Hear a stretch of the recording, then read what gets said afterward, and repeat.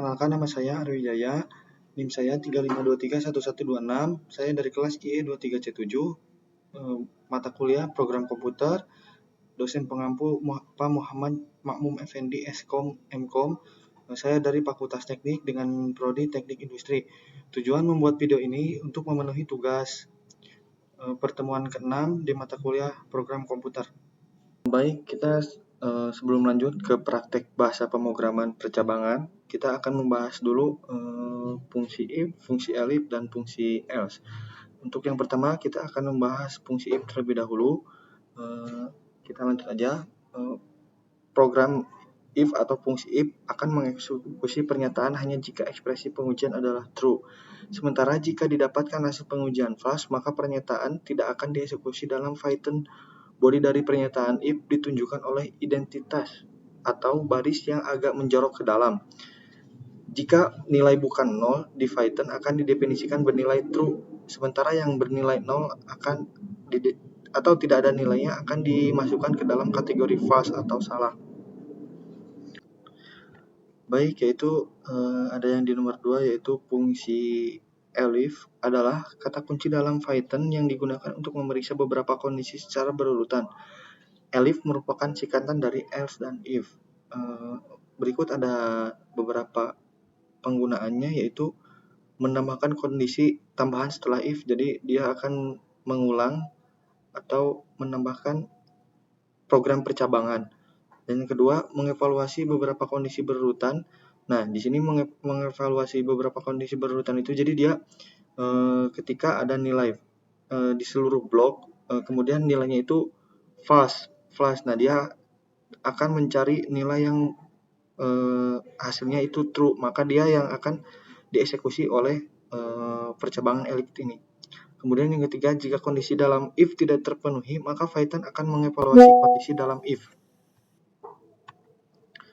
Yang keempat, jika variabel memenuhi salah satu kondisi, maka kondisi elif tersebut akan dijalankan oleh Python. Dan yang terakhir, memungkinkan untuk meletakkan beberapa kondisi bercabang sekaligus. Nah, kemudian ada perbedaan antara elif dan else. Sebelum melanjut ke fungsi else, saya akan menjelaskan dulu salah satu perbedaan elif dan else.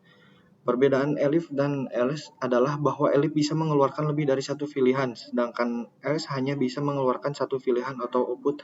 Nah, jadi kalau else itu misalkan kita else terus nilai kurang dari 10, misalkan print nilai, nah dia itu bisa mengulang mengulang bahasa pemrograman tersebut lagi. Nah, kemudian kalau misalkan else itu hanya mengeluarkan satu pilihan saja atau hasil dari pemrograman if dan elif tersebut. Maksud dari tidak terpenuhi itu jika ketika kondisi f itu dia bernilai false, maka dia si program else ini akan mengeksekusi dari hasil kondisi if tersebut. Misalkan if tidak ada hasil, nah maka si else itu yang akan mengeluarkan outputnya. Kemudian penjelasan, else merupakan kata kunci yang digunakan untuk menangkap semua kasus lain yang tidak memenuhi kondisi F. Else tidak memiliki kondisi sendiri, sehingga blok kode di bawah else hanya dijalankan jika kondisi F sebelumnya menghasilkan false. Kemudian ada contoh juga, contoh dalam Python, fungsi else dapat digunakan sebagai kondisi alternatif ketika semua kondisi awal tidak ada yang sesuai. Nah, jadi kalau misalkan kondisi awal tidak ada yang sesuai, maka fungsi else ini akan mengeluarkan hasilnya. Kemudian ada penggunaan. Else merupakan pernyataan opsional yang dapat digunakan berdasarkan kebutuhan. Jika tidak menggunakan pernyataan else, maka keseluruhan dari pertanyaan if akan diabaikan. Nah, kalau misalkan kita melakukan sebuah pemrograman, terus kita tidak menggunakan program percabangan else. Nah, jadi nanti kalau misalkan ada yang salah ataupun ada yang benar, nanti dia tidak akan memunculkan benar dan salahnya. Jadi kalau misalkan kita membuat satu program nih, terus si program tersebut salah gitu, jadi si else ini kalau misalkan tidak menggunakan else ini, nah kita yang salah itu tidak akan muncul atau tidak akan running di hasil pemrograman tersebut. Kemudian ada pernyataan if atau else merupakan ekspresi logika dan kondisional yang mengevaluasi suatu kondisi percabangan dalam pemrograman adalah proses penentuan keputusan atau disebut dengan conditional statement.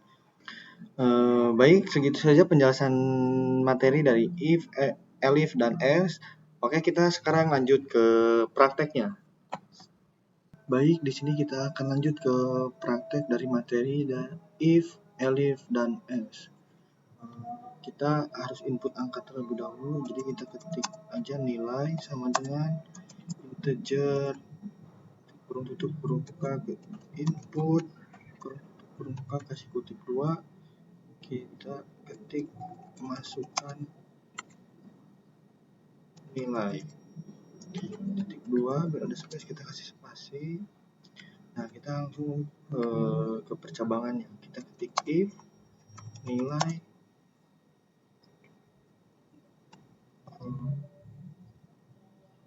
lebih dari 60, kita kasih titik 2, kita kasih print, kita kasih ketik kutip 2, berarti kita sebagai contoh aja kita ini kasih nilai A. Nah, kemudian kita masuk ke elif. Nah, fungsi elif tadi saya sudah jelaskan, jadi ini dia perulangan dari kondisi yang if. Jika kondisi if tidak memenuhi, maka akan dipenuhi oleh percabangan elif. Nah, selain itu percabangan elif juga dia mampu mengevaluasi beberapa percabangan. Jadi intinya dari percabangan itu perulangan. Jadi kalau if itu hanya satu perulangan doang, kalau elif bisa beberapa. Kemudian kita kasih nilai lebih dari sama dengan 70, titik 2, kemudian print nilai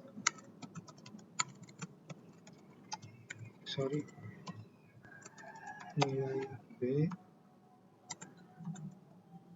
kemudian kita, nah ini sebagai contoh elif bisa beberapa mengevaluasi ataupun perulangan beberapa kali. Kita nilai kemudian lebih dari sama dengan 80. Nah, kita cukup segini saja karena ini hanya buat contoh atau materi dari if, elif, dan else. Kita print nilai C. Nah, kita kan ini udah punya nih, ada if, ada elif. Nah, kita di sini kita percabangan else. Nah, fungsi else itu dia akan mendeteksi hasil yang tidak memenuhi dari if, elif. Nah, jadi misalkan kita print di sini, ketik gagal aja, gagal, nilai Anda kurang. Kita save, kemudian kita coba running. Kita masukkan untuk menguji else ini ataupun mengecek else ini berjalan atau tidak. Nah, ini kan lebih dari 60, lebih dari 70, lebih dari 80. Nah, jika kalau kita ketik kurang dari 60 ya, misalkan di sini kita ketik taruh aja 50. Oke. Nah, di sini program else sudah berjalan ya, seperti yang saya jelaskan di sebelumnya. Jadi program else ini hanya menampilkan nilai yang salah atau false dari hasil pemrograman if dan elif. Jadi si else ini hanya untuk menampilkan nilai yang salah ataupun yang gagal. Baik, terima kasih atas perhatiannya. Sekian saja dari saya untuk penjelasan if, elif, dan else. Mohon maaf jika ada penjelasan yang kurang jelas ataupun dari perkataan kurang enak, mohon dimaafkan. Wabillahi taufiq wal hidayah. Wassalamualaikum warahmatullahi wabarakatuh.